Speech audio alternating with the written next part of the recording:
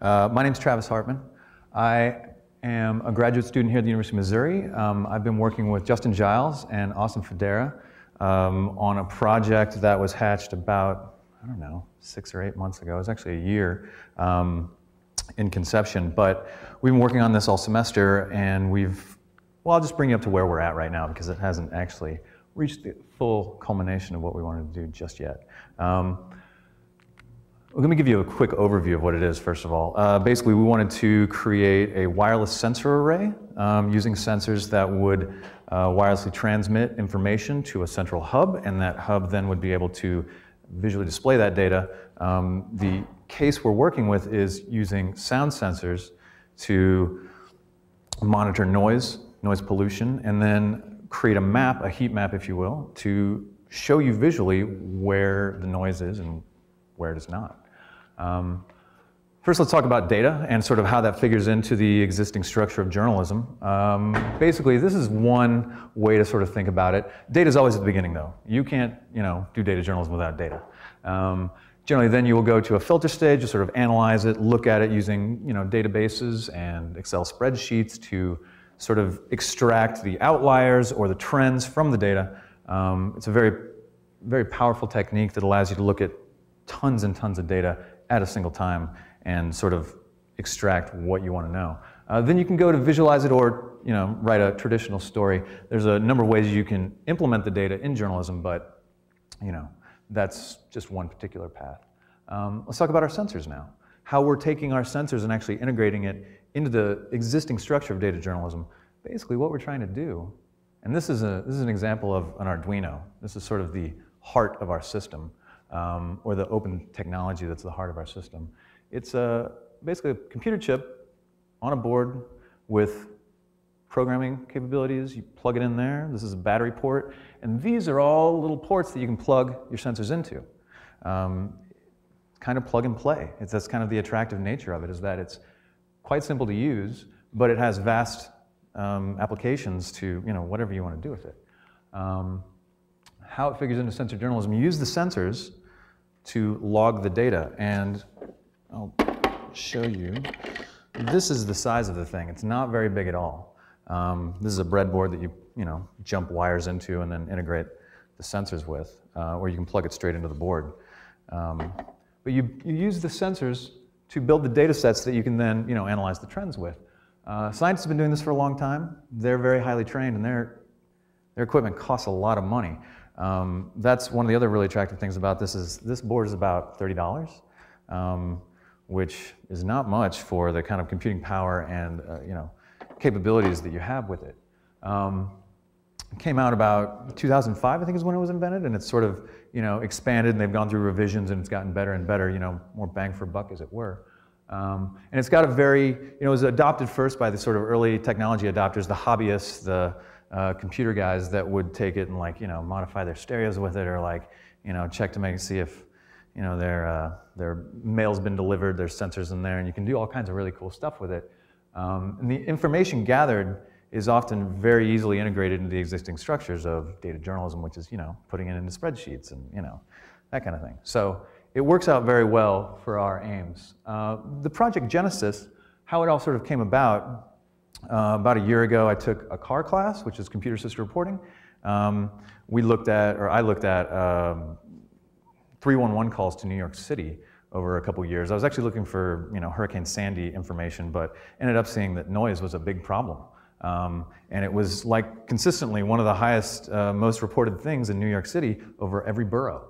So I thought that was kind of interesting. Also, I went to a NICAR conference. There was a professor from Lincoln, Nebraska named Matt Waite, who's been working with this stuff for a number of years. He gave a presentation, and I saw him plug it into a computer with a microphone on it, and suddenly the numbers started running up the screen, and I was like, you talk closer, and the numbers got bigger, and I was like, oh, that's the coolest thing I've ever seen. It suddenly just lit a fire in my brain, and I was like, this is an answer to a lot of questions that I think I can ask.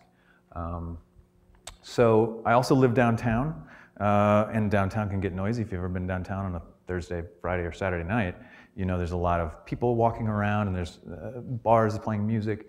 There's a construction site right behind my house. So there's just a lot of noise, and the idea of a sound map slowly developed as, I live in a noisy place, but other parts of town not noisy. So I was like, well, let's take a look and see, what's possible as far as quantitative analysis of where the sound is and isn't.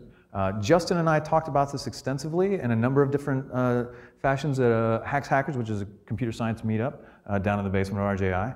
It allows people to come together and sort of discuss ideas like this. And then, I was talking to everyone about it. I mentioned it to Scott Pham, who was the previous content director at KBIA, and he crafted a proposal to the Knight Foundation for the Knight News Challenge. They did not accept it for that, but they said, hey, that's a really cool idea. We think you might work for the prototype grant. And we were like, okay, yeah, absolutely, we'll do that. And our original idea was to use an Arduino with a sound sensor and a cell phone card to text the data. Initial sort of looks at that technology made each piece about $80 or so, each node for the map. We started with that idea, but we've sort of pivoted a little bit to achieve a couple other goals. This was our very first mock-up. This is an Arduino with the sensor up there and a battery pack, and this was just sort of the very initial thing. We started to see the numbers come up and we're like, okay, we're on the right path. Next, we put a data logger on it, which is simply a shield, which is a very simple little piece that you plug into the existing sprocket, and you just plug it in and adapt a sketch, which is the name of the program, and it will read everything that it senses onto a card, which you can then put in a spreadsheet, et cetera, et cetera. This is the JCafe, February 23rd. I set it out. And you can see there were some students studying. This is about like 8 o'clock at night, about midnight. You can see everyone's gone, quiet, quiet, quiet. And then right at about 8:30 a.m., this was one reading every second. You can see when they opened that gate around the JCafe, it's, I'm sure, very loud because it spikes up quite a bit. And then you can see the students starting to filter in, doing all their awesome journalism work at the JCafe that they do. We saw this and we were like, oh, this reflects the environment. This is a good sign. It works, We have the technology and we can do it. So we started looking at the problems. Kind of power hungry. It took 6 AA batteries. It runs for about a day and a half, 2 days. And we didn't want to go change batteries all the time on the eventual deployment, so we were sort of like, well, that's a problem we need to figure out. Also going and collecting lots of little cards, that's super obnoxious, that's no good. So we're like, well, we need to figure out the wireless situation. So what we did in exploring those two problems, we found a really nice solution. These are low power Arduino clones. And Arduino is an open source technology. This is the actual size of these things. If you can't see them, that's because they're very small. And these are basically pack a lot of the same capabilities as the big thing I showed you, which is this. I'm sorry. Only they're much smaller. They're more of a minimal nature. It's got the same chip, though. This one does. This one has a slightly different chip. But all the different inputs are still there. It's just a few less. Since our technology didn't require lots of ins and outs, we said, hey, yeah, this will work. So we started working on this kind of technology, low power and wireless. They're engineered to work on low power, and they come, let me just pop all these up right now. Sorry. They come with wireless radios soldered onto them. A couple different technologies, or a couple different frequencies, but you can decide what you like. So they're engineered to use minimal power, operate for a year plus on a single coin cell battery, depending on how often you read the sensor. But still, that's great. That's crazy. It's designed to work with the radio transceivers. We settled on the Motino, which is the red one, for our particular project, because it had the same chip as the original Arduino. So that just, we didn't have to change our programming or anything like that. Then the Uno was kind of overkill for our needs. It's too much inputs, outputs, too power hungry, so we went with the smaller one. And it's also very affordable. The original idea was $80, this of which was 30 of it. These things with the radio are like $18. So then suddenly you can have a lot more granularity, a lot more nodes in your map, or whatever your sort of platform requires, if you should so choose. And it comes assembled with the radios because we initially tried to surface mount solder our own radios, and that's really hard. I don't necessarily suggest that as a thing. So right now, where we're at now is we're testing these things. We've got this box right here. This contains exactly the same kind of thing as this, only I haven't drilled a hole for the antenna. But this is out my back window, pointing at the construction next to the Booches, which is where I live. And you can see the antenna going up. This is a 433 megahertz antenna that is transmitting information right now to my computer at home, which is just around the corner. This one is out on the eve of the Niedermeyer, pointed at Harpos, another place where there is sound sometimes, and sometimes there's not, so you can kind of see the difference. And it's also transmitting wirelessly to my, this is 30 feet away through like 6 walls, so we're getting good penetration, and it's very solid signal. We're really happy about that.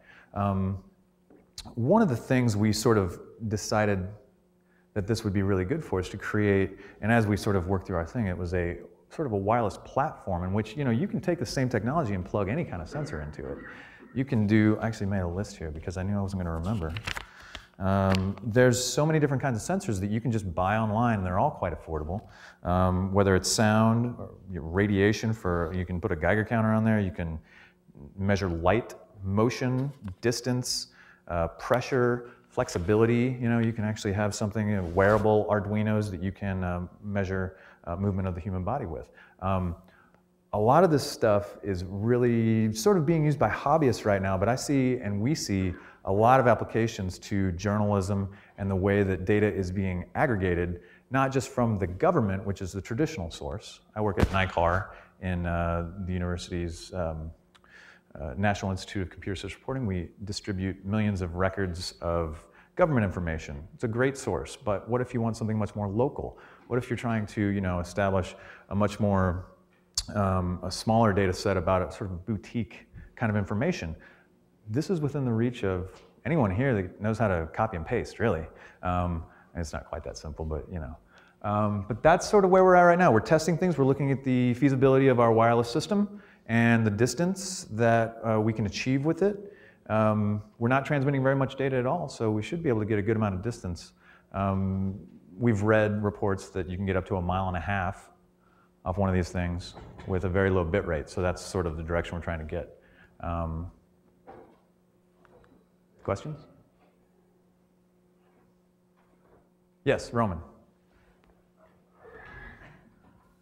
For the future of this project, what are you considering to do with the data that you're actually acquiring right now? So just basically talk more about the visualization part of it, and if there is one to it.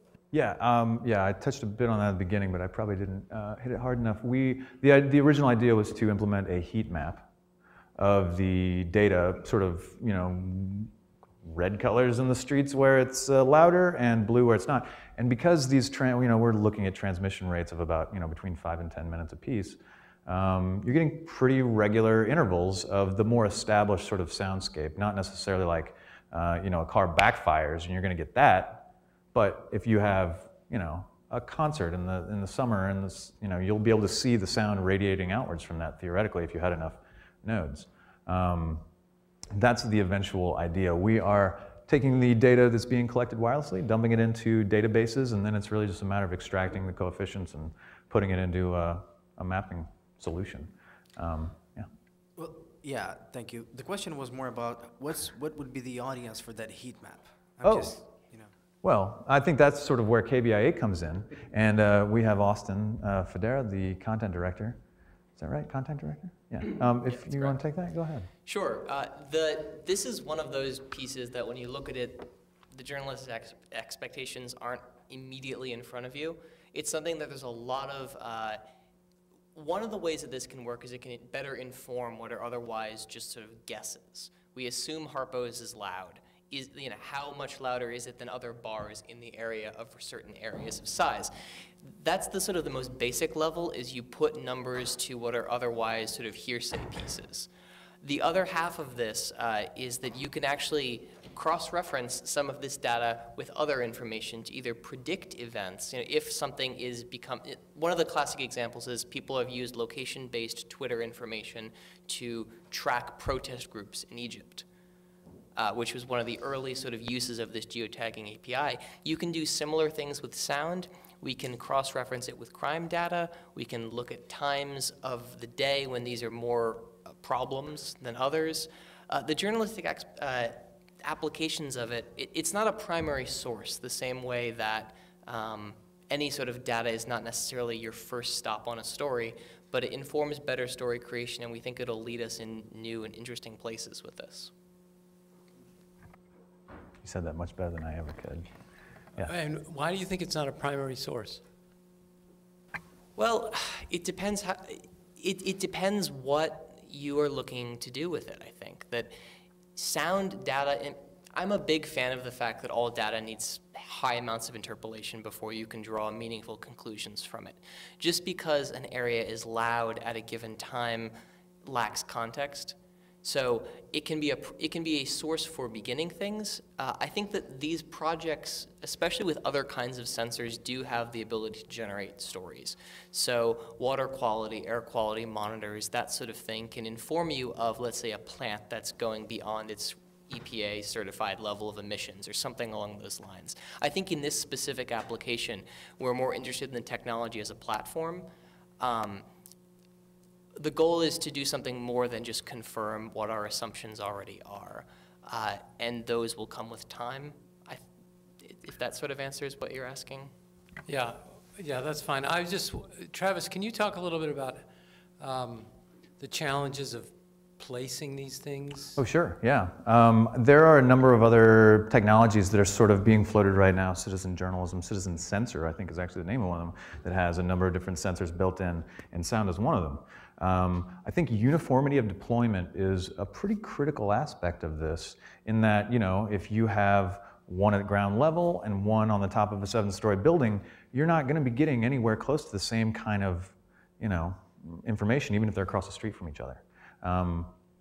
So you kind of need to tailor it to the environment, to what kind of information you're looking to gather. Those are all sort of details that are fluid depending on the kind of information you're trying to gather. I think you also have to take into account the particular sensitivity of your equipment, which is something we're working on right now, trying to figure out best practices for which types of sound sensors to use and why. One of the things we noticed is that the initial sound sensor we were using had a much more tailored to a human voice sound spectrum. And Austin was like, oh, you might want to look more at a sort of a flat response, so that it's more of it gathers sound across the entire spectrum evenly.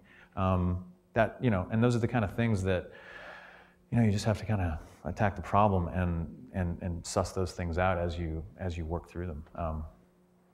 Does that answer your question? Okay. Have you asked anybody if you could put these anywhere? You have one in No, your we're apartment? basically, yeah, well, that's, I mean, I asked my neighbor, who's, I have to go through her window to put those things on the roof. But right now, we are just trying to establish what the sort of distance that we can get accurate readings from, and before we start, you know, looking at, you know, concrete avenues of deployment. We have ideas, but we haven't reached out in any particular direction yet, because we don't know exactly what our capabilities are. So we're trying to figure out all the sort of variables before we start saying, oh, this is exactly the situation we're working with. Can we, you know, put them there or there? Yes.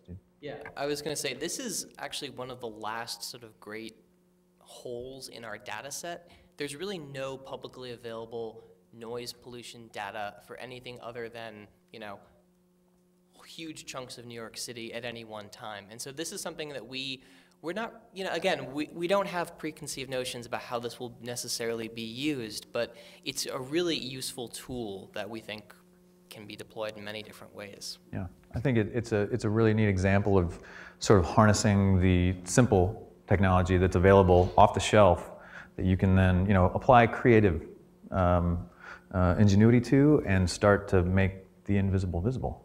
So really. And Travis, do your colleagues at KBIA have sort of a general time frame by which you'd like to get these sensors rolled out and start doing some of the storytelling you've talked about? I don't know that we have set a specific timeline on that, but The latest before football season. Yeah, exactly. The football is sort of it would be a great way to sort of measure sound in downtown, because there's that huge migration back and forth from the stadium. All right, well, we look forward to seeing those stories. Thank you. Great, thank you.